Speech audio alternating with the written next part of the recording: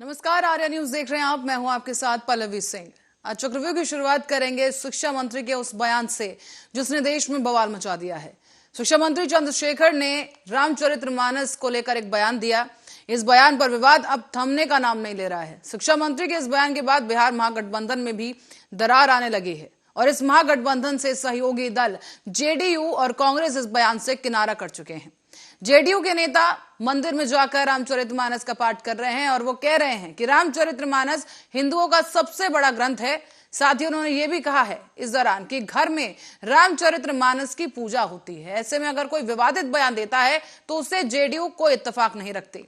अब पटना के राजवंशी नगर में बड़े बजरंगबली के मंदिर में जेडीयू के दर्जनों नेता पहुंचे हैं और अपने हाथ में रामचरितमानस बड़ी पुस्तक लेकर सभी ने मानस का पाठ किया। और इस बीच आरजेडी नेता के बयान की निंदा की गई है।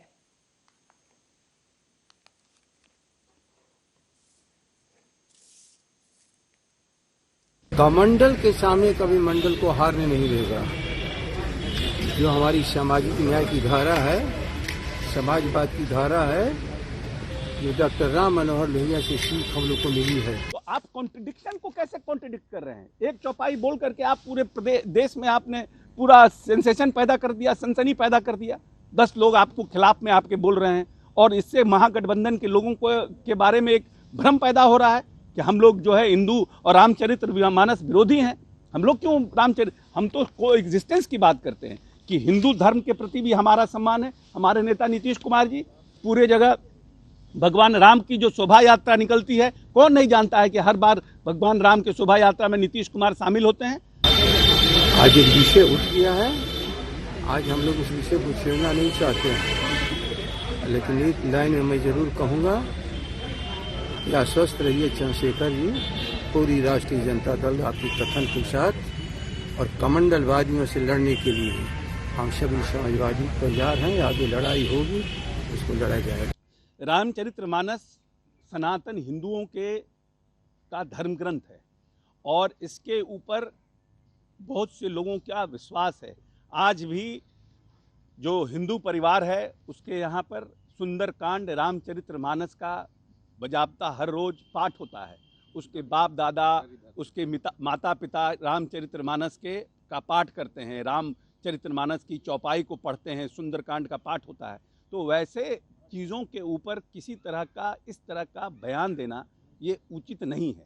और जिस चौपाई का उन्होंने उल्लेख किया है, वो चौपाई को उन्होंने जो कहा है कि मैं अधम जाति विद्या पाए, भयउ जथा अहि दूध पियाए, मतलब कि उन्होंने इसको इस तरह से पुटअप किया है कि जो छोटी जाति के लोग हैं अगर वो विद्या पाते हैं तो वो एक तरह से सांप को दूध पिलाने के भांति है। इस तरह से उन्होंने प्रोजेक्ट किया है। मगर ये तुलसीदास जी ने ये नहीं कहा। ये कहीं ना कहीं किसी उदाहरण का, किसी न किसी चौपाई को उन्होंने जो पुटअप किया है वो दूसरे तरह का है। वो पंक्ति काक भुसुंडी जी का है। संदर्भ यह है कि वह अपने शैव गुरु के पास शिक्षा लेने गए थे। तब गुरु ने कहा था कि शिव राम के भक्त हैं। यह सुनकर मुझ शिव भक्त को, जो शिव भक्त थे, उनको बहुत गुस्सा आया।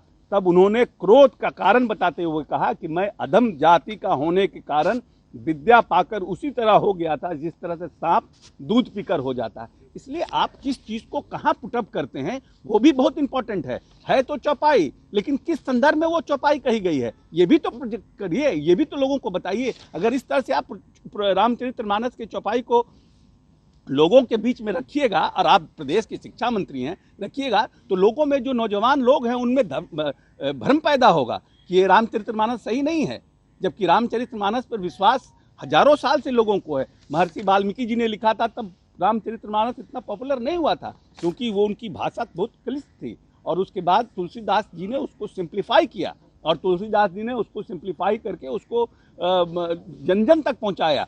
और सबसे बड़ी बात है कि रामचरितमानस में सबरी कौन था? रामचरितमानस में वो नाविक कौन था, मलाह कौन था जिन्होंने भगवान राम को पार कराया नदी? कमंडल।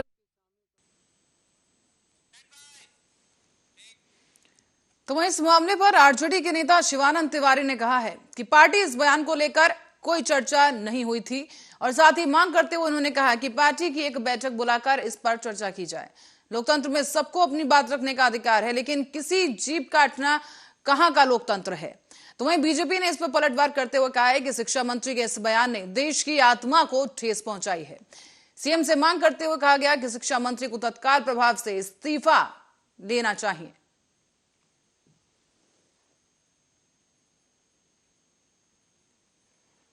बिहार की बर्बादी में सबसे बड़ा नायक के रूप में नीतीश कुमार उभरेंगे और माननीय मुख्यमंत्री जी चाणक्य बनकर जो भाजपा ने आपको चंद्रगुप्त बनाया था, लेकिन आप तो नकली निकले। पलटू राम, कुर्सी कुमार, क्या क्या शब्दों से आपके भतीजा ने आपको सम्मानित किया है। बहुत जल्द आपको पलट देगा और आपके इतिहास के पन्नों में कहीं नाम भी नहीं रहेगा। ये तेजस्वी को नहीं मुख्यमंत्री बनाएंगे। तेजस्वी अपनी इन्हीं के अकल और बुद्धि से मुख्यमंत्री बनने जा रहे हैं, पलटने जा रहे हैं। इनको ये आभास हो चुका है, इसलिए घबराहट में और जब भी मन के अंदर बोझ रहता है तो शब्दों का लड़खड़ाहट भी प्रदर्शित होता है, जो कई बार आपने देख चुका है। इनके उम्र के कारण नहीं, इनके तनाव के कारण शब्दों की लड़खड़ाहट हुई है। और माननीय मुख्यमंत्री नीतीश कुमार जी बजट सत्र के बाद खुद अगर जो समय रहते नहीं संभले तो बड़ा खेल उनके साथ होने जा रहा है। बड़ा खेल नीतीश कुमार अपने सामने किसी को नहीं उठने दिया, न उठने देंगे, तो वो तो उसके शिकार हो रहे हैं। सीजन्ड आदमी है, वो समय रहते सच को बोल रहे हैं ताकि नीतीश कुमार, लालू यादव को थोड़ा सा अकल और सबक भी मिल जाए। सारे लोग बुद्धिजीवी कहते थे कि निज गौरव पर जिसे हो न अभिमान वह नर नहीं पशु के समान।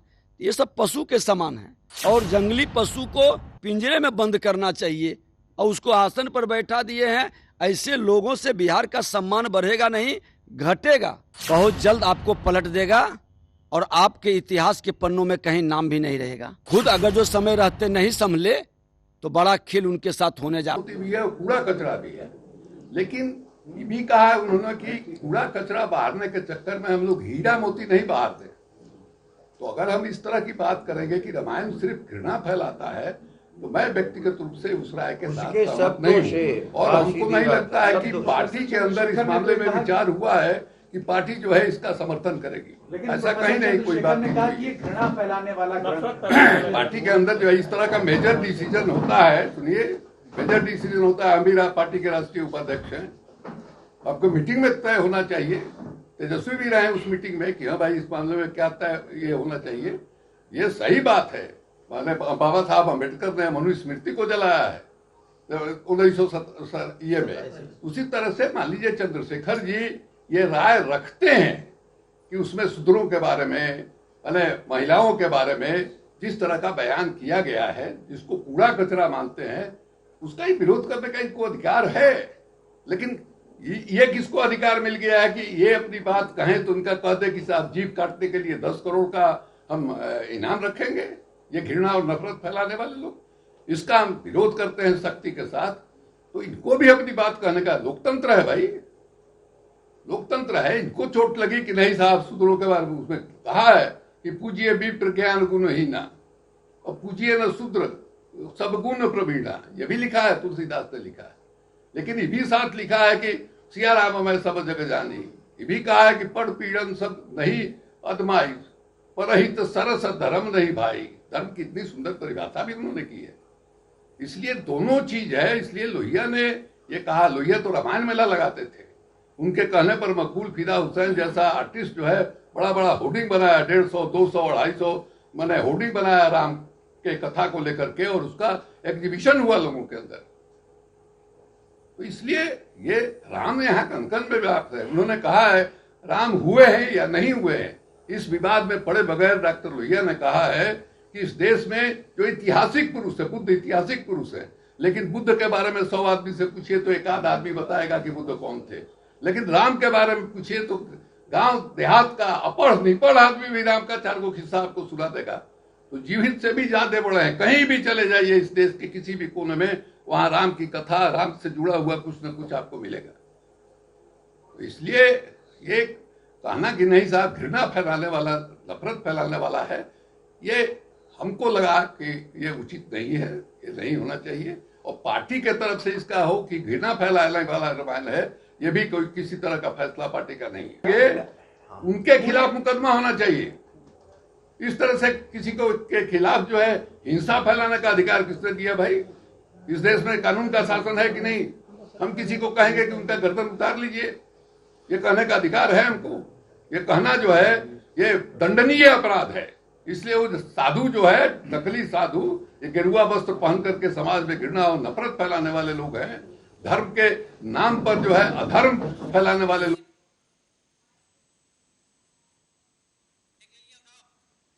इस बयान के बाद से लगातार बयानबाजी तेज हो चुकी है। बीजेपी लगातार नीतीश सरकार को घेरने की तैयारी में है और लगातार इस पर प्रदर्शन भी हो रहा है।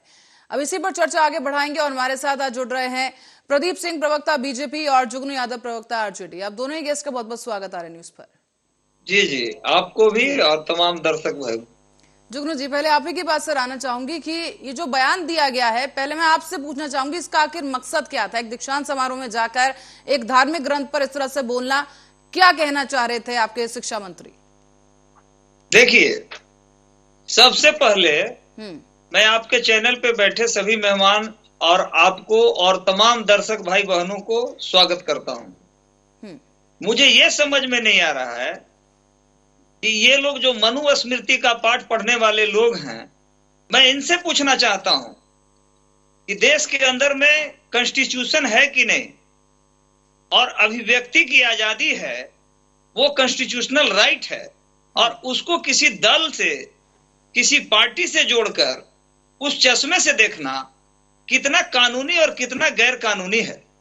मैं सबसे पहले भाजपा के शीर्षस्थ नेतृत्व से यह जानना चाहता हूं आपके चैनल के माध्यम से। नहीं, भाजपा पर हम बाद में जाएंगे, पहले आप सीधा सा सवाल मैंने किया है उसी का जवाब दीजिए कि उनका मकसद क्या था इस बयान को लेकर। तो वो माता सीता के बारे में क्यों नहीं बताते हैं ये, कि माता सीता के प्रति इन लोगों का क्या रवैया रहा था? माता सीता को वनवास क्यों किया गया था? जुगनू जी, बात घुमाइए मत सर, बात घुमाइए मत, सीधा सा सवाल है, सीधा सा जवाब दीजिए कि दीक्षांत समारोह में जाकर एक धार्मिक ग्रंथ के आधार पर अपना उल्लू सीधा क्यों करना चाह रहे थे शिक्षा मंत्री? नहीं, मैं वही उसी विषय पर जा रहा हूं कि ये जो इनकी पीड़ा है मनुवादियों की, तो मां सीता के प्रति, एक महिला के प्रति हजारों हजार वर्ष पहले जो अत्याचार किया गया था, वो आखिर क्या कारण था कि उनको वनवास किया गया? वो बताया ना ये भाजपा के जो शीर्षस्थ नेतृत्व हैं। और किसी का व्यक्तिगत जो मंतव्य है, अभिव्यक्ति की आजादी है, उन्होंने अपनी बात को रखा है, न कि वो पार्टी की ओर से रखा है या अधिकृत रूप से पार्टी की ओर से बयान दिया है। अपनी बात नहीं रखी है। संविधान में अगर आजादी है, इसका मतलब ये नहीं कोई आके कुछ भी कहेगा। शिक्षा मंत्री हैं, वो अपने पद की गरिमा उन्हें रखनी चाहिए थी। उन्होंने अपना जो विचार है, आप ही ने कहा ना व्यक्तिगत उनका जो विचार है उन्होंने वो रखा है। पहली चीज, वो व्यक्तिगत नहीं हो सकता। आप एक दीक्षांत समारोह में गए थे, कोई नॉर्मल मीडिया के सामने बात नहीं की गई है, एक स्टेज पे खड़े होकर उन्होंने बोला है, अपने पद के हिसाब से उन्होंने वो चीज बोली, वो व्यक्तिगत नहीं हो सकती। दूसरी बात, नहीं, तो मैं यहाँ पर उन्होंने एक बयान दे दिया है। चाहता हूं आपके चैनल के माध्यम से भाजपा के ये प्रवक्ता या इनके शीर्षस्थ नेतृत्व बताएं कि मां सीता की क्या गलती थी कि उन्होंने जो है क्या आप उनके इस बयान को सही मानते हैं? गर्भावस्था में उनको वहां से भगा दिया गया। बात घुमाइए मत सर, ये बताइए ये जो बयान दिया है उन्होंने, क्या आप उसे सही मानते हैं? वो बताया ना, ये लोग भारतीय जनता पार्टी का मतलब ही है कि भारत जलाओ पार्टी, भारी झूठा पार्टी। नहीं, जैसे मैं ये नहीं कह रहा हूं राम थे या नहीं थे, लेकिन मैं ये जरूर कह रहा हूं कि अगर राम थे तो रामायण भी है, और रामायण है और राम है तो मां सीता भी थी। तो ये बताया ना आपके चैनल के माध्यम से, गर्भावस्था की स्थिति में मां सीता को ये बिहार की बेटी मिथिला को क्यों जो है सो गर्भावस्था में भगा दिया गया था? सर, ये बताने वाले बीजेपी नहीं होते हैं। आपको शायद रामचरितमानस रामायण पढ़ लेनी महिलाओं के प्रति इनका कितना सम्मान है मिल जाएंगे, पर मुझे मेरा उत्तर नहीं मिल रहा है। आप बताइए कि ये बयान से आप सहमति गले लगाते हैं, ये इनकी नीति है। आप सहमति रखते हैं या नहीं? क्या उन्होंने बयान दिया ये तो बताया ना, वो तो उनकी शिक्षा मंत्री की व्यक्तिगत राय मानी जा सकती है। क्या रामचरितमानस को नफरत फैलाने वाला ग्रंथ कहना सही है? नहीं, मैं पहले ये तो आप पूछ लीजिए ना इनसे कि माता सीता के प्रति क्या इनका भावना रहा है, महिलाओं के प्रति क्या भावना रहा गर्भावस्था की स्थिति में, और उनको जो है सो भगा देना, घर से निकाल देना। ये कहां तक महिलाओं की सम्मान की बात इन्होंने, ये मनुवादियों ने किया था। और उसी के पोषक ये लोग हैं, मनुस्मृति के पाठ पढ़ने वाले लोग हैं। इनके नेता बताए ना, किसी की अभिव्यक्ति की आजादी को दल से जोड़ देना। और इनके जो नेता प्रतिपक्ष हैं उनका भी स्टेटमेंट हमने सुना है। उनकी वाणी में कितनी सत्यता है और कितना जो है सो अनपार्लियामेंट्री लैंग्वेज का वो उपयोग कर रहे हैं। पशु समान है तो वो निकाल देगा तो फेंक देगा। चलिए ठीक है, अरे इतना दर्द क्यों रहा है? अगर माननीय बिहार के नेता ठीक है सदन ठीक है जुगनू जी, नीतीश लौटेंगे आपके कुमार बाद। जी प्रदीप जी योग्य नहीं थे तो इन लोगों को लार क्यों टपक रहा है? ये मैं बधाई देना चाहता हूं माननीय नेता नीतीश कुमार जी को कि इन्होंने सही समय पर और राजहित में, राष्ट्रहित में निर्णय लिया है। और ये तो अभी अंगड़ाई है, 2024 की ये लड़ाई है। ठीक है, ये लोग ठीक काफी फ्रस्ट्रेट हो गए हैं। ठीक है जुगनू जी, लौटेंगे आपके बाद। प्रदीप जी जी सर, आपकी प्रतिक्रिया चाहेंगे? जो बयानबाजी इस वक्त हो रही है और जो भी कुछ जुगनू जी ने अभी कहा, उनकी बातों से कहीं नहीं लग रहा है कि उन्हें कोई शर्मिंदगी है शिक्षा मंत्री के इस बयान को लेकर, और वो कहीं ना कहीं से ठीक ठहरा रहे हैं।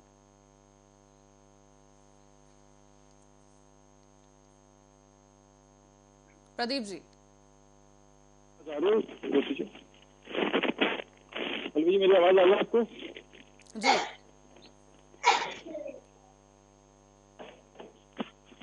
पल्लवी जी, मेरी आवाज मिल रही है जी, आपको? जी प्रदीप जी बात करिए। अभी ये आरजेडी के प्रवक्ता कह रहे थे कि संविधान सम्मत उनको अभिव्यक्ति की आजादी है। इस देश में संविधान सम्मत ही उस व्यक्ति की आजादी तब तक है जब तक कोई दूसरे की आजादी का अतिक्रमण नहीं करता है। उसकी धार्मिक आजादी पे अगर वो घात करता है तो आपने देखा है 2014 में कुछ परिवर्तन हुए थे। अब सीधे सीधे पॉइंट पे आते हैं। देखिए, ये बहुसंख्यक जनता को आघात करके, धर्म को आघात करके ये सोचते हैं कि जनता इनको प्रसन्न होगी, इनके इन कथनों से इनका समर्थन बढ़ेगा। तो ऐसा कुछ नहीं है। ये जितने निचले स्तर पे ये जा चुके हैं उस पे चर्चा करना समय की बर्बादी जैसा है। अभी 24 के चुनाव की बात कर रहे थे, अंगड़ाई है, पता नहीं क्या क्या कह रहे थे, तो उसका खामियाजा मिलेगा, पता चलेगा उसका क्या है। अब ये एक ऐसा मुद्दा इन्होंने उठाया है, एक होता है कि सस्ती राजनीति, लोकप्रियता जिसको कहते हैं ना, सस्ती लोकप्रियता। आज बहुत सारी जो चीजें हैं ऑनलाइन होती हैं, मतलब सैटेलाइट से भी न्यूज चैनल है, लेकिन ऑनलाइन खबरें और बनाई जा रही हैं और उसी प्रकार से डाली भी जा रही हैं। तो जल्दी से कुछ पॉपुलैरिटी मिल जाए तो कुछ लोग कभी कभी कुछ ऐसा कर जाते हैं जिनसे मतलब लगता है कि उनको तुरंत पॉपुलैरिटी मिल जाएगी। आज कल तक इनको कोई नहीं जानता था। मैं बिहार के मंत्री हैं, शिक्षा मंत्री हैं, बिहार में लोग उन्हें जानते होंगे, लेकिन बाहर कोई नहीं जानता था इनको। तो आज ये इस छोटे से छिछोरेपन के कारण से ये आज राष्ट्रीय न्यूज में बने हुए हैं। तो ये गिरती हुई राजनीति है उनकी। संदर्भ में ये बयान दिया गया है, आप ये कहना चाहेंगे? जी, गलत संदर्भ में ये बयान दिया गया है? नहीं, अभी उनकी पार्टी के प्रवक्ता कह रहे थे कि व्यक्तिगत। तो देखिए, राजनीतिक जीवन में कुछ भी व्यक्तिगत नहीं होता है। अच्छा है, मीठा है तो गप, कड़वा है तो साइड कर दे, ऐसा चलता नहीं है ना। तो ये पूरी तरह से सोच समझ करके, पूरी तरह से तैयारी के साथ, पता नहीं कौन सी लोग नीति अपनाए हैं, उसके अंतर्गत इन्होंने बताइए। बिहार की जनता, आंदोलन जहां से प्रारंभ हुए, सबसे ज्यादा टैलेंट अगर देखा जाए तो बिहार से निकलता है, एक कंपैरेटिवली जितना बड़ा छोटा राज्य है उस हिसाब से। और आप वहां पर इस प्रकार की बातें कर रहे हैं। उसकी आवाज नहीं आ रही है। ये हेलो जी प्रदीप जी। पल्लवी जी, मेरी आवाज इको हो रही है, अगर आप इसको ठीक करा सकें। जी चलिए ठीक है, मैं कहती हूँ ठीक करें आपकी आवाज। एक बार वापस से हम जुगनू जी के पास चलेंगे। जुगनू जी, यहाँ पर आप वकालत करते नजर आ रहे हैं उस बयान को लेकर, लेकिन क्या आपको ये नहीं लगता कि गलत संदर्भ में बयान पेश किया गया? शिक्षा मंत्री को इतना ज्ञान होना चाहिए था कि वो जो पंक्ति जो लिखी हुई है वहां पर, जो चौपाई उन्होंने कही है, आधी अधूरी एक तो चौपाई उन्होंने कह दी यहाँ पर, और उसका सही संदर्भ में उसका वर्णन नहीं किया उन्होंने, तो कहीं ना कहीं भ्रम फैलाने की स्थिति यहाँ पर शिक्षा मंत्री की तरफ से क्रिएट की गई है। रामायण का सम्मान करते हैं और किसी भी धर्म को आघात नहीं पहुंचाना चाहते हैं। ये समाजवादियों की पृष्ठभूमि नहीं रही है। हमारे आदर्श जो है महात्मा गांधी हमारे हैं और इनके आदर्श जो है गोडसे हैं। हमारे आदर्श महात्मा गांधी का स्लोगन था रघुपति राघव राजा राम ईश्वर अल्लाह तेरे नाम। उन्होंने साफ कहा था। लेकिन इनके आदर्श जो हैं पल्लवी जी गोडसे हैं। आप ये बताएं इस चैनल के माध्यम से कि इनके आदर्श गांधी हैं या गोडसे हैं। जुगनू जी यहाँ पर बात एक सेकंड, जुगनू जी आप बात बार बार घुमा रहे हैं, बार बार बीजेपी की तरफ पहुंच जाते हैं। आप पहले अपने शिक्षा मंत्री के बारे में बात करिए सर। गोडसे हैं जुगनू जी, पहले अपने शिक्षा मंत्री के बारे में बात करिए। आतंकवादी नहीं, पहले आप अपने शिक्षा मंत्री के बारे में बात करिए कि उन्होंने जो बयान दिया है गलत संदर्भ में यहाँ पर उन्होंने बयान पेश किया है। आधी अधूरी चौपाइयां वो गाकर सुना रहे हैं, उसके बाद गलत तरीके से उसका वर्णन कर रहे हैं और आप अभी उसको जस्टिफाई कर रहे हैं। नहीं, मैं जस्टिफाई नहीं कर रहा हूँ। नहीं तो क्या है ये? आप कहते हैं आप रामायण का सम्मान करते हैं, ये कैसा सम्मान? भारतीय जनता पार्टी के लोग बताएं, प्रदीप जी बताएं कि इनके आदर्श गांधी हैं या गोडसे हैं। अब फिर वही बात कर रहे हैं, बीजेपी की बात अभी यहाँ पर नहीं होगी। आप पहले अपना स्टैंड स्पष्ट करें सर कि इस बयान को लेकर आपकी तरफ से आपकी पार्टी का क्या स्टैंड है? जुमलाबाज करके और दिग्भ्रमित करके, कभी गणेश जी को दूध पिला के, कभी राम राम चिल्लाते हैं, रावण को गले लगाते हैं। और रावण आज का रावण राम रहीम को फरलो किसने दिलवाया ये बताए ना। जुगनू जी आप सवाल कौन लोग हैं? 5 सेकंड का समय चाहूंगा। और ये रामचरितमानस की बात करते हैं। ठीक है माता सीता के प्रति क्या बना रही है ये बताए ना जी। जवाब ले लेते हैं। नहीं, ये लोग दिग्भ्रमित करके राष्ट्र की जनता को, राज्य की जनता को, ठीक है जुगनू जी जवाब ले लेते हैं। प्रदीप के बारे में कुछ कहना चाहते हैं? जी प्रदीप जी बात पूरी करें। पल्लवी जी आप तब से कार्यक्रम के प्रारंभ से आप सवाल पूछ रही हैं और बार बार अब कम से कम 1-2 बार नहीं 3-4 बार मैंने नोटिस किया कि आप उनसे सवाल पूछ रहे हैं कि आप उनका जवाब दीजिए। देखिए अभी भी सबको ठीक नहीं है, वापस मुझे लौट के आ रही है। तो लेकिन जुगनू जी जो है जो प्रवक्ता है जेडीयू के, वो बार बार घुमा करके लेके चले जा रहे हैं। अब उनकी स्थिति समझिए। नहीं, उनके पास वही रामचरितमानस का एक पात्र के विषय में बात कर रहा हूं। नहीं तो फिर मैं ये कार्यक्रम में नहीं पार्टी का आपके लोगों का क्या थॉट है उसके विषय में मैं बात कर रहा हूँ। मुझे इस तरह से जुगनू जी उन्हें अपनी बात कह लेने दीजिए, आपके पास भी लौटेंगे। नहीं जा सकता। ठीक है जी प्रदीप जी प्लीज उनको म्यूट करा दीजिए। जब मैं बोलूं तो उनको असर दीजिएगा। ठीक है प्रदीप जी अभी वो नहीं कह रहे हैं कुछ, आप कहिए। जी आप कहिए। ये देखिए उनकी स्थिति क्या है।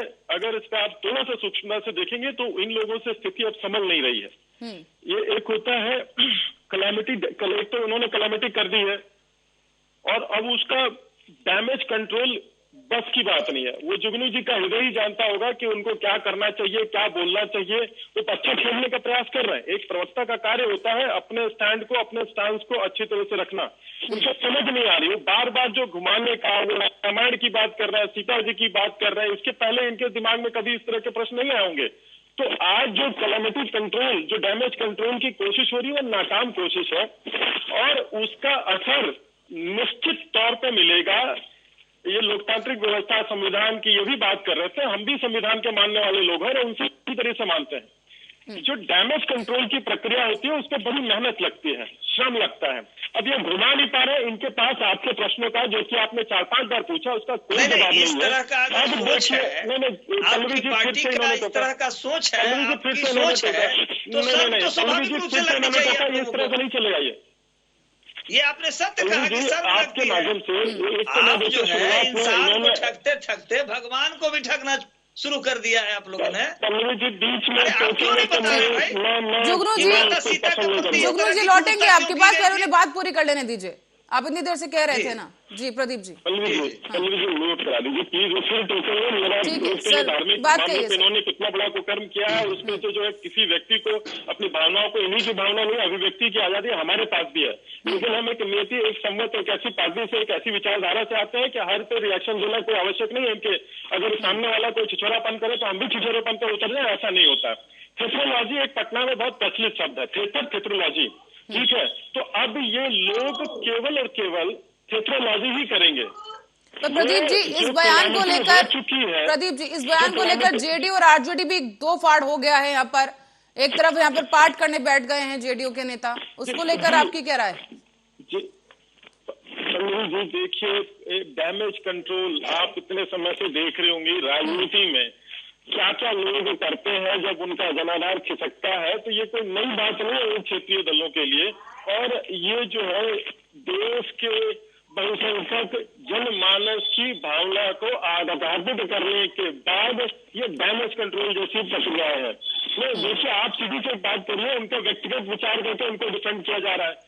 राजनीति में कोई व्यक्तिगत जीवन नहीं होता, कोई व्यक्तिगत बात नहीं होती। जब आप पे जिम्मेवारी होती है तो हर चीज की रिस्पॉन्सिबिलिटी आपकी होती है, और उस रिस्पॉन्सिबिलिटी के आधार पर ये पूरी तरह से घिर चुके हैं। इनकी जो है पूरी स्थितियां इनके कंट्रोल से बाहर है। बिहार की जनता के साथ ही साथ पूरे देश की जनता का जो इन्होंने हृदय पे जो बहुत बड़ा कुल्हाड़ी चलाई है, इसका खामियाजा इनको भुगतना पड़ेगा। बताइए, आप जो है जिन बातों का संदर्भ नहीं पता हो तो क्यों जाते हो? आप बिच्छू का मंत्र आपको आते नहीं हो और आप सांप के बिल में हाथ डालने की चेष्टा करते हैं, तो भाई सांप तो काटेगा, और जब सांप काट लेता है तो अगर समय से इलाज न कराया जाए तो ऐसे व्यक्तियों की मृत्यु हो जाती है। अब इसके राजनीतिक संदर्भ में कहते हैं कि आप ऐसी बातों को छेड़ेंगे तो नुकसान तो होगा ही।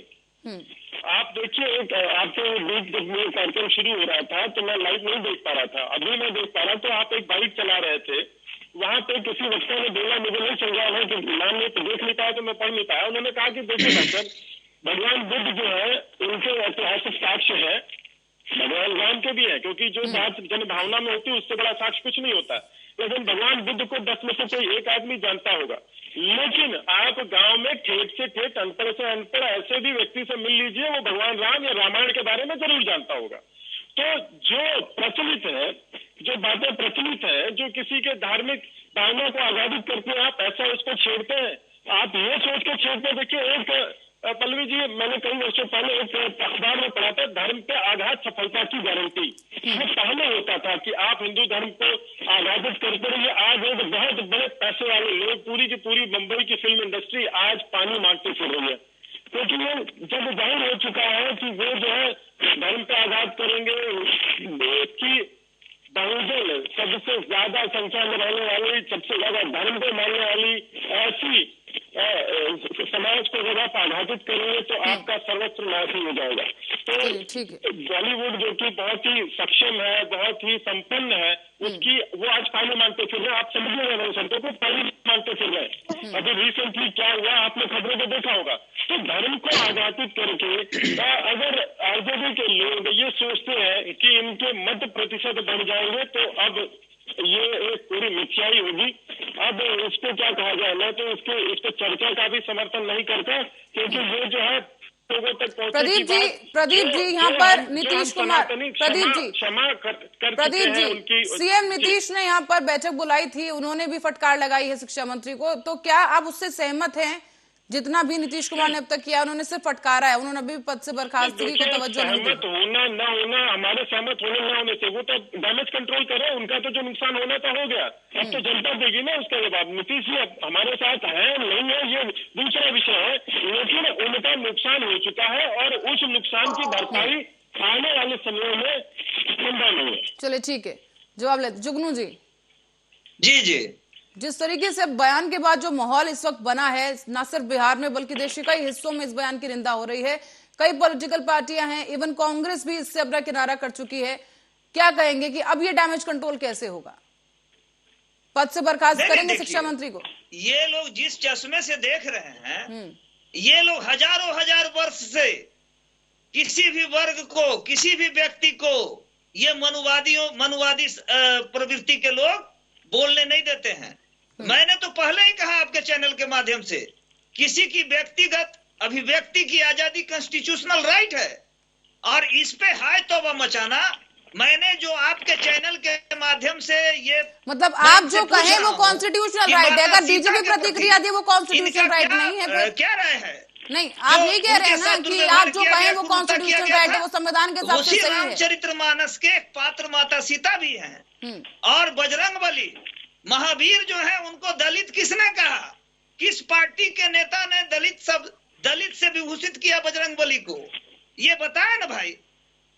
और ये जो है सो रामचरितमानस की राम की बात करते हैं, कृष्ण की बात करते हैं।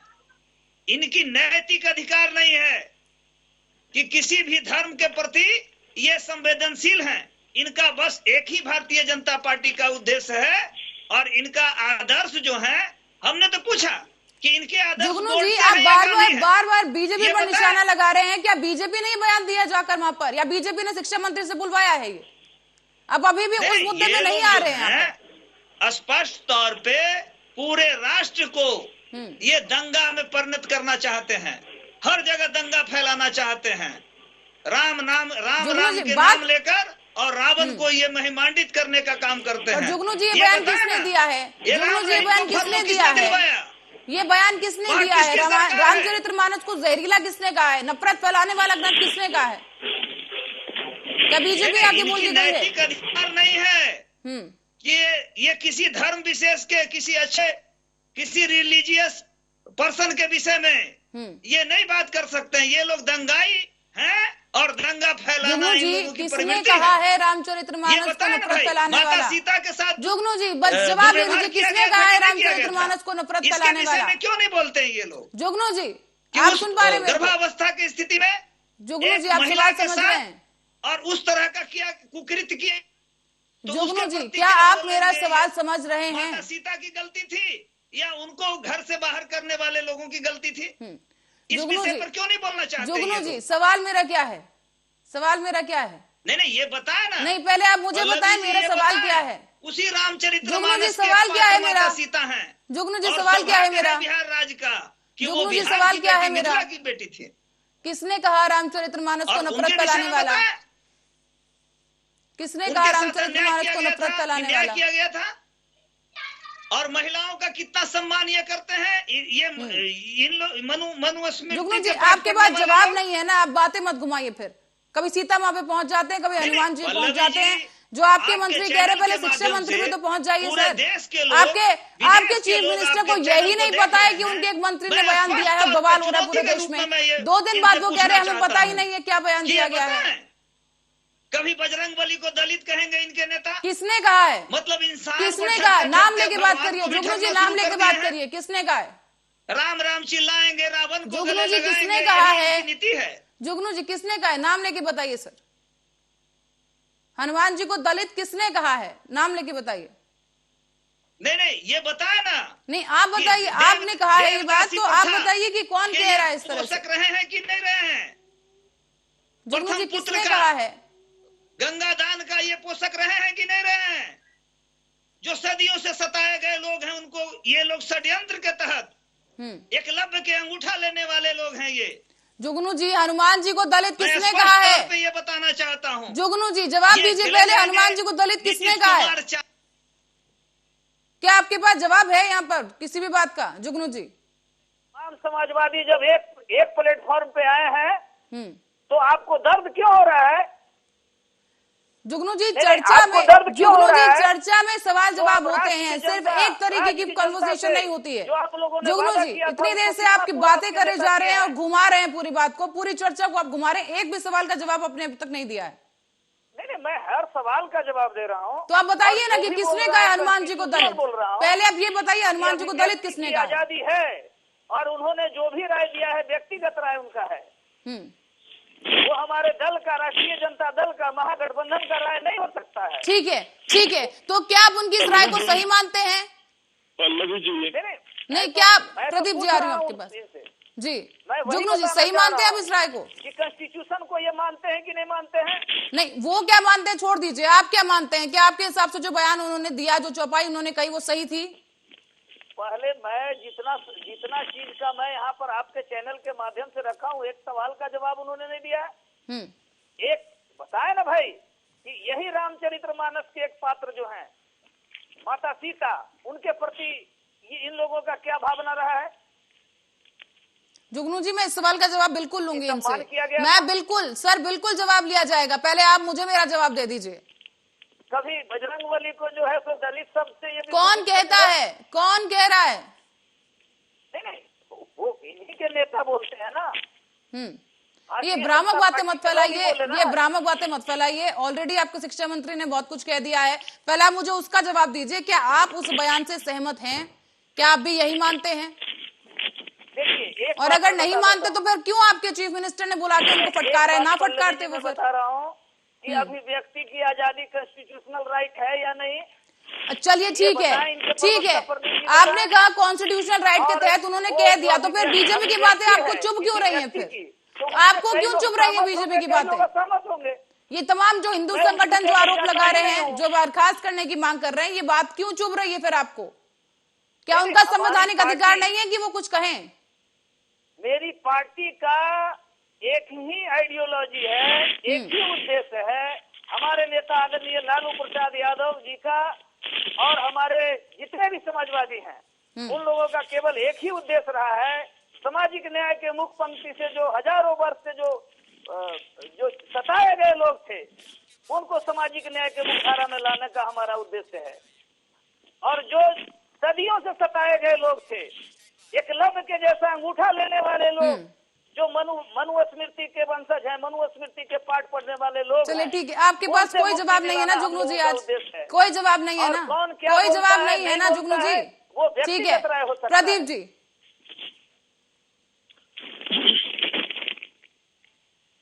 प्रदीप जी, अपनी बात पूरी कीजिए। देखिए, अगर मैं समय देखूं तो करीबन 38 मिनट 36 सेकंड हो चुके हैं इस कार्यक्रम से मुझे जुड़े हुए, और उतनी देर से आप प्रयास कर रही हैं एक ही प्रश्न के उत्तर का। वो संविधान की बातें कर रहे हैं, सामाजिक न्याय की बातें कर रहे हैं। सामाजिक न्याय क्या होता है? अगर इस पर उनको इतना ही भरोसा रहता तो जनता का समर्थन इनको मिलता और उनको जनता अपने मत के रूप में जवाब देती, आशीर्वाद देती, जो भी करती। लेकिन हमें जो के द्वारा जो आज किए गए कार्य है, जो ट्रांसपेरेंसी से काम हुआ है, आज किसानों को बीज खरीदने के समय जो 2000 रुपया जाता है, वो आखिरी आदमी तक पहुंचता है।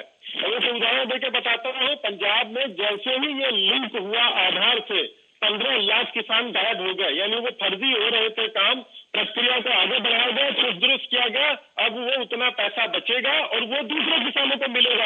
आप चाहिए, मैं ये तथ्य स्थापित करना चाह रहा हूँ, ये लोग जो बातें करते हैं, तो पता नहीं ये 90, 70, 80, 90 के दशक में है। भैया 2010 बीत गया, 2020 बीत गया, इस सदी के 2 दशक जा चुके हैं और इसके बाद ये तीसरा साल प्रारंभ हो चुका है तीसरे दशक का। आप जनता को कितना भ्रमित करेंगे? सीधी से बात है, दूर जाने की जरूरत नहीं है। पल्लवी जी, आप ही के कार्यक्रम में 7-8 बार आपने पूछा और उसके पास उनका कोई उत्तर नहीं है। तो जब पार्टी के प्रवक्ता उसका उत्तर नहीं दे पा रहे, जैसे कि मैंने पहले बताया कि ये कैलेमिटी डैमेज कंट्रोल करने की कोशिश हो रही है। तो एक सीधी सी बात होती है कि कोई जिम्मेवारी वाला पद है, आप शिक्षा मंत्री हैं इस प्रदेश के, और आप इस तरह से वाहियात व्यवहार लाएंगे तो उसका खामियाजा तो मिलेगा ना। आप संविधान की बात करें, अभिव्यक्ति की आजादी है, तो इसी प्रकार से हर दूसरे व्यक्ति को भी ये आजादी है कि वो अपना मत किस प्रकार से दे। जब आपका हार होगी तो फिर आप लोग जो है ईवीएम पर दोष देना शुरू करेंगे। अरे कुछ तो सोचिए, जनता जो आपकी समर्थक है उसे कितना पानी पानी करेंगे। अंततः वो जब मतदाता आपसे चले जाएंगे तो फिर आप जो है दूसरे प्रकार के आरोप लगाएंगे। आप तब से माता सीता की बात कर रहे हैं, स्वर्गीय प्रभु राम की बात कर रहे हैं, हमारे इष्ट, हमारे देव, आप इस तरह से निरादर करेंगे और आप चाहेंगे कि हम आपके प्रश्नों का उत्तर दें। पल्लवी जी, निश्चित तौर पर देखिए, आपके चैनल से आया, मैं आभारी हूँ आपका। और देखिए, इतना मूड अपसेट था कि मुझे शुरुआत में, आज मकर संक्रांति है, देशवासियों को, आपके दर्शकों को और आपको, पूरी टीम को बधाई देनी चाहिए मकर संक्रांति की। लेकिन मनस्थिति इतनी व्यथित है कि हम बेसिक ये भी बात भूल गए। ये भी मेरी भी अभिव्यक्ति की आजादी है, हमारे आराध्य को, हमारी पुस्तकों को, हमारी परंपरा को अगर कोई गाली देगा तो हम तब तक अपने विवेक को संभाले रखेंगे। अब देखिए, मैं क्या बोलूं, शब्द, आज त्योहार का दिन हमारे लिए उत्तरायण होते हैं सूर्यदेव, और ये इतनी इतनी बातें निकाल के चले गए, वो सब बीत गया युग। अब जो अत्याचार की आप बात करते हैं, संविधान के समक्ष सभी बराबर है। जुगनू जी, अगर आपको लगता है तो आप जाइए, आपके राज्य में पुलिस थाना होगा, वहाँ रिपोर्ट लिखाइए अगर आपको अभी भी जो है इस प्रकार की परेशानियों का सामना करना पड़ रहा तो प्रदीप जी, कितना सही है कि एक धार्मिक ग्रंथ के किसी श्लोक को या किसी पंक्ति को इस तरह से उदाहरण के लिए पेश करना, जब संदर्भ ही नहीं पता है उसका। जुगनू जी लौटेंगे आपके पास कोई जवाब तो है नहीं, बस आपको बीच में बोलना है। अब रुक जाइए, ठीक है, रुक जाइए जुगनू जी, रुक जाइए, ठीक है। प्रदीप जी, आपके माध्यम से कहना चाहूंगा कि नहीं चलेगा। हम लोगों ने तो आयोजन किया था, माननीय नेता प्रधानमंत्री जी की ये जो योजनाएं हैं वो आखिरी व्यक्ति तक पहुंच रहे हैं, कुमार जी के द्वारा पिछड़े जो अभी तक जो सरकारी। प्रदीप जी यहाँ पर जगदानंद सिंह की तरफ से भी एक बयान आया। प्रदीप जी, जुगनू जी एक सेकंड सवाल ले लें दीजिए। प्रदीप जी, जगदानंद सिंह की तरफ से भी एक बात कही गई है रामचरितमानस को लेकर कि अच्छी बातें तो हैं रामचरितमानस में, लेकिन कुछ कचरा भी है और कचरा साफ करना होगा। इस पर आपकी क्या राय है? नहीं, हमसे पूछ रही हैं? नहीं, प्रदीप जी से, आप पे भी आऊंगे। अच्छा, जी। प्रदीप जी, किसने कहा है? जगदानंद सिंह जी ने। संदर्भ थोड़ा सा बता दीजिए, मैं आवाज समझ नहीं रहा। ठीक है, जगदानंद सिंह जी ने कहा है कि रामचरितमानस में कुछ अच्छी बातें हैं लेकिन कुछ कचरा भी है और कचरा साफ करने का समय आ गया है। किसी ग्रंथ पे अगर समय अनुकूल पात्र, काल और चरित्र जो है, अगर इस संदर्भ में जगदानंद सिंह जी को लगता है तो उस पर उनको टिप्पणी करनी चाहिए, उस पर नई टीका लिखी जानी चाहिए, उस पर व्याख्या होनी चाहिए। और एक ही छंद की मीनिंग कुछ लोगों के लिए कुछ और हो सकती है, दूसरों के लिए कुछ और हो सकती है, ठीक है। तो अब अगर उस पर बवाल मचाना है तो देखिए, बवाल जब इस प्रकार से मचते हैं तो उसका खामियाजा भुगतना पड़ता है। लेकिन हम तो सीधा यही कहेंगे इस बात पे कि अगर आपको लगता है कि गंदगी है तो उसको साफ करने का वैकल्पिक रास्ता बताइए। ग्रंथों पे क्या होता है, टीका लिखी जाती रही है, परंपरा यही है कि वेदों पुराणों के ताकि वो सामान्य जन के लिए आ सके, सामान्य व्यक्ति उसको समझ सके। सबसे पहला तो वाल्मीकि रामायण है, तुलसीदास जी का रामायण तो 16वीं-17वीं शताब्दी में आसपास, जब भी तुलसीदास जी थे 16वीं शताब्दी में तब लिखा गया। तो तब की जो स्थितियां थी, जो शब्द चयन थे, उन्होंने उसको जन जन का बनाने के लिए, सबके लिए इसको बनाया। अब अगर रिसर्च कराया जाए और रिसर्च आप करते हैं तो उसमें जो हो सकता है, जो उनके मत से जो कचरा है वो अगर उसका सफाई, उसके लिए फिल्टर लगा सके तो बहुत अच्छी बात होगी। ठीक है, जुगनू जी, जगदानंद सिंह जी ने जो इस तरह से बोला है, अब उसको भी बता दीजिए कि आप उससे भी समर्थन करते हैं उसका, क्योंकि उन्हीं के साथ वहां पर शिवानंद तिवारी बैठे तो उन्होंने तो उस बयान का समर्थन नहीं किया है। नहीं, देखिए, मैं समर्थन या नहीं समर्थन करने की बात, ये जगदानंद सिंह जी ने जो कहा है वो उनकी अपनी राय है, ठीक है। और अच्छे चीजों का, चाहे वो रामचरितमानस हो या गीता हो या कुरान हो या बाइबिल हो, उसमें जो अच्छा चीज है उसको मानना चाहिए और जो गड़बड़ है उसको इग्नोर कीजिए।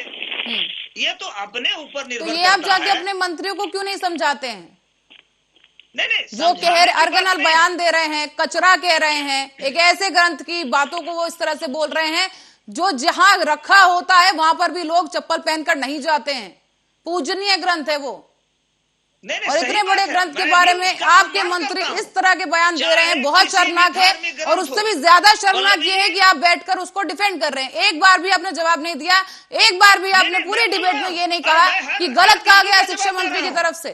मैं पार्टी के प्रवक्ता होने के नाते मैं हर बिंदु का जवाब दे रहा हूं कि हर धार्मिक ग्रंथ का, चाहे वो गीता हो, रामायण हो, कुरान हो, बाइबिल हो या कोई भी किसी भी धार्मिक ग्रंथ हो, सबका सम्मान राष्ट्रीय जनता दल करती है। लेकिन उसके पात्र में कोई अच्छे हैं, कोई बुरे हैं, किन्हीं की मनोवृत्ति अच्छी है, किन्हीं की बुरी है, तो ये अपने ऊपर, ये थोपने की बात नहीं होनी चाहिए। प्रदीप जी लौटेंगे, ये कॉन्स्टिट्यूशनली थोपने की बात नहीं होनी चाहिए। किन्हीं को अच्छा लगता है मानिए, किन्हीं को बुरा लगता है मत मानिए, इस पे बाध्य किसी को करने की क्या कॉन्स्टिट्यूशनल राइट है? कौन बाध्य कर रहा किसी है? को कौन बाध्य कर रहा है? नहीं। आपके शिक्षा मंत्री जाकर वहां बोलकर आए ना दीक्षांत समारोह में, उन्होंने ये उदाहरण उठाया ही क्यों, जब उनको पता ही नहीं है कि इसका क्या अर्थ है, क्या संदर्भ में वो बात कही गई है और उसका अर्थ क्या है। ताड़ना शब्द जो यहाँ पर इस्तेमाल किया गया है इसमें, ताड़ना शब्द जो इस्तेमाल किया गया है, क्या उसका अर्थ जानते हैं आप या शिक्षा मंत्री जानते हैं उसका अर्थ? क्या उसका किस संदर्भ में वो शब्द कहा गया वहां पर, क्या आपको ज्ञान है उसका? कि चाहे किसी भी धार्मिक ग्रंथ हो, किसी तरह का भी किसी धर्म का धार्मिक ग्रंथ हो, उसका जो है हम लोग सम्मान करते हैं, हमारी पार्टी सम्मान करती है, और उसको मानना न मानना ये लोगों का अपना निजी राय हो सकता है ना? ठीक है। इसमें थोपने की बात हमारी पार्टी और समाजवादियों की पृष्ठभूमि नहीं रही है। हम तो बोल रहे हैं हमारे आदर्श महात्मा गांधी रहे हैं जो ईश्वर अल्लाह दोनों को सम्मान करते हैं, और ये बताए ना कि ये किन किन लोगों का सम्मान करते हैं। ये मंदिर, ये मस्जिद जो है, इसी के नाम पर ये लोग जो है दंगा फैलाने का काम करते हैं। ये विकास की बात क्यों नहीं करते हैं? रोजगार की बात क्यों नहीं करते हैं? महिलाओं की सुरक्षा की बात क्यों नहीं करते हैं? आप बताइए ना, आपके चैनल में कितनी बार इन्होंने राष्ट्र के नौजवानों का रोजगार का बात इन्होंने किया है? कितनी बार इन्होंने महिलाओं की सम्मान की बात की है? जुगनू जी, आपके शिक्षा मंत्री ने शिक्षकों की बहाली के बारे में क्या कर लिया है? अगर आप इस बारे में जा रहे हैं तो अपना बताइए कि क्या किया शिक्षा मंत्री ने वहां पर? इतने जो युवा हैं जो प्रोटेस्ट कर रहे हैं, आपकी पुलिस लाठियां चला रही है युवाओं पर, नौकरी के नाम पर पिटाई मिल रही है, डंडे मिल रहे हैं बिहार में। उसके बाद शिक्षा मंत्री की ये ऑडेसिटी है कि वो आकर यहाँ पर दीक्षांत समारोह में इस तरह के अर्थपूर्ण बयान दे रहे हैं और ऊपर से आप उसको जस्टिफाई कर रहे हैं। आप उसे व्यक्तिगत राय कैसे बोल सकते हैं? आप उसे व्यक्तिगत राय बोल कैसे सकते हैं? आप कैसे उसे व्यक्तिगत राय बोल सकते हैं जी? आप उसे व्यक्तिगत राय कैसे बोल सकते हैं? नहीं, चलते फिरते ये बयान दिया गया बयान नहीं है सर। मैं तो बता रहा हूँ, बोल रहा हूँ आपके चैनल के माध्यम से कि नौजवानों की रोजगार की बात क्यों नहीं करते हैं? ये आप करिए ना, महिलाओं की सुरक्षा, आपका राज्य है, आप करिए बात वहां पर। रोजगारों के लिए बेरोजगारों को क्यों पीट रही है आपकी पुलिस? क्यों पीट रही है युवाओं को? नहीं, हर खेत में पानी की बात क्यों नहीं करते हैं? किसान जुगनू जी, आपको जवाब देना नहीं है, आप सवाल उठा रहे हैं। नहीं, इनका तो चरित्र क्या रहा है तो पूरा दुनिया देख रहा है। ये आनंद में कृषि बिल, ठीक है जुगनू जी, रुक जाइए। प्रदीप जी, हमारे हजारों हजार किसान जो है सो ठीक है, उसको जो है ठीक है, करा दिया करिए ना, जब नहीं आपका समय क्योंकि ये जो पूरा प्रसारण हो रहा है इसका बड़ा कम लगता है, उसको व्यर्थ नहीं जाने देना चाहिए। नहीं किया गया था इस सरकार के द्वारा, जो किया गया भारतीय जनता पार्टी सरकार के द्वारा किया गया किसानों के साथ, और फिर कृषि बिल वापस क्यों लिया? पल्लवी जी, उनको अगर आप उनके रुकने के बाद भी अगर आप उनको सपोर्ट करेंगे तो ये तो आपका समय बेकार करेंगे ना। आपने केवल 2 सवाल पूछे हैं, आपने केवल 2 सवाल पूछे और 2 के दोनों जवाब अभी तक नहीं मिले हैं। मुझे 2 से ज्यादा सवाल पूछ चुकी हूँ, जवाब मुझे एक का भी नहीं मिला है जुगनू जी से। हाँ, 50 मिनट हो गया और आपके 2 सिंपल से 2 सामान्य से साधारण से सवालों का आपको उत्तर नहीं मिला। आप उनसे ठीक है जुगनू जी, बोल लेने दीजिए, एक ओवरलैप मत करिए जुगनू जी, ओवरलैप मत करिए, ठीक है। और उन्होंने तब बेशर्मी का हद पार कर दिया कि वो बोले कि जुमला था, काला धन लाएंगे भारतीय के खाते में। जुगनू जी, दूसरों के बयानों पे जाने से पहले अपने मंत्री के बयान के बारे में बात कर लीजिए पहले, उसके बाद आप पूछने के योग्य बनेंगे कि आप सवाल उठाएंगे कि नहीं। पहले आप जवाबों को देना सीखिए, पहले जवाब देना सीखिए। नहीं, पहले चर्चा में अगर आप बैठे हैं जवाब देना सीखिए। पार्टी को करने का नैतिक अधिकार नहीं है। जुगनू जी, इतनी बड़ी जनता आपको देख रही है इस वक्त, आप सोच रहे हैं कि आपने अपनी पार्टी की छवि को क्या दर्शाया है कि सवाल पूछे गए हैं, लेकिन यहाँ पर बैठे तो जरूर है वो डिबेट में, लेकिन एक भी सवाल का जवाब नहीं दिया। ना आपने अभी तक ये स्पष्ट किया है कि इस बारे में आपकी क्या राय है, ना ये स्पष्ट किया है कि क्या मंत्री ने सही कहा या नहीं कहा, आप उसका समर्थन करते हैं या नहीं करते हैं। ना तीसरा सवाल का जवाब आपने ये दिया कि अब क्या कार्रवाई करेंगे आप उन पर, जिस तरह से मांग उठ रही है कि बर्खास्त किया जाए। नहीं, ये लोग तो हमेशा मांग करते हैं, ये बताए ना कि इनके नेता जो है इतना झूठ बोले कि काला धन लाएंगे और 15 मैं जरूर इस बात का जवाब लूंगी। पहले आप मुझे बताइए कि आप अपने मंत्री के खिलाफ कार्रवाई करेंगे, क्या बर्खास्त किया जाएगा उन्हें? देखिए, ये शीर्षस्थ नेतृत्व का मामला है। और मैं एक बात बता देता हूँ कि अगर नहीं तो सुषमा के नेतृत्व का कोई दूसरा प्रवक्ता जवाब देगा पल्लवी जी, आप किसी पार्टी के बिहार से आते हैं बात करने के लिए करेंगे तो हमारे नेता उनको छोड़ने वाले नहीं है। मैं किन्हीं व्यक्ति विशेष की बात नहीं कर रहा हूँ, ये हमारा संकल्प पत्र में भी ही है। पल्लवी जी, और हमारे थोड़ा सा कम कराइए ना, आप इस तरह लालू प्रसाद यादव। ठीक है, समय की कमी है जुगनू जी, आपको यहाँ पर रोक रही हूँ, डिबेट क्लोज करनी है सर से। हाँ प्रदीप जी, क्लोजिंग स्टेटमेंट दीजिए सर कि जो बयान हो रहा है इसके बाद अब बीजेपी की इस पर क्या प्रतिक्रिया रहेगी, क्योंकि उन्होंने जो चंद्रशेखर है उन्होंने साफ मना कर दिया है कि मैं माफी नहीं मांगूंगा। जो बयान दिया गया अभी भी अडिग हैं वो इस पर। उन्होंने मुख्यमंत्री नीतीश कुमार के सामने भी यही बातें दोहराई हैं कि वो अपने बयान से पीछे नहीं हटेंगे। नहीं तो वो उसका खामियाजा वो भुगतेंगे और उनकी पार्टी भुगतेगी। वो जो भी चाहे, जैसे भी चाहे, स्वतंत्र है उनके प्रवक्ता, एज पर हिज प्रवक्ता वो स्वतंत्र है करने के लिए। लेकिन जनता सबसे बड़ी अदालत है ना, लोकतांत्रिक व्यवस्था में जनता सबसे बड़ी अदालत है और जनता अपना फैसला सुनाएगी। ये बहुत ही आपने मेरे जितना ध्यान दिया, 2 सवाल आपके मुख्य थे, उन सवालों के जवाब 50 मिनट के 55 मिनट के इस कार्यक्रम में अभी तक आपको नहीं मिले। तो बार बार सारी बातें कर गए लेकिन उसका जवाब इन्होंने नहीं दिया। सारी बातें उन्होंने गिना दी, है ना, हमारी पार्टी कैसा बर्ताव हुआ। और वो देखिए हमारी पार्टी का वक्तव्य आता है, ये जंगली लोग हैं और ये जंगल में ही जो है ये इनका जंगलीपना नहीं जाएगा। ये अपने थेट्रोलॉजी से ऊपर नहीं उठ सकते। आप धार्मिक भावनाओं को आप भड़काते हैं, फिर कटघरे में हमें खड़ा करते हैं और जब हमारी जो है जब जनता का हमें समर्थन मिलता है तो आप बिलबिलाना शुरू कर देते हैं। तो ये आप रणनीति अच्छी बताएं, जनता के लाभ के लिए कार्य करें, न कि जनता की भावना को ज्वलित करने के लिए। समय की कमी है। आप दोनों ही गेस्ट का चर्चा पर जुड़ने के लिए बहुत बहुत धन्यवाद आप दोनों ही मेहमानों का। और दर्शकों को बता दें कि हमारे साथ आज चर्चा में जुड़े थे प्रदीप जी और जुगनू जी, लेकिन इस पूरी चर्चा में यहाँ पर जो हमारे साथ प्रवक्ता बैठे थे आरजेडी की तरफ से, जुगनू जी, उनकी तरफ से एक भी सवाल का जवाब नहीं दिया गया।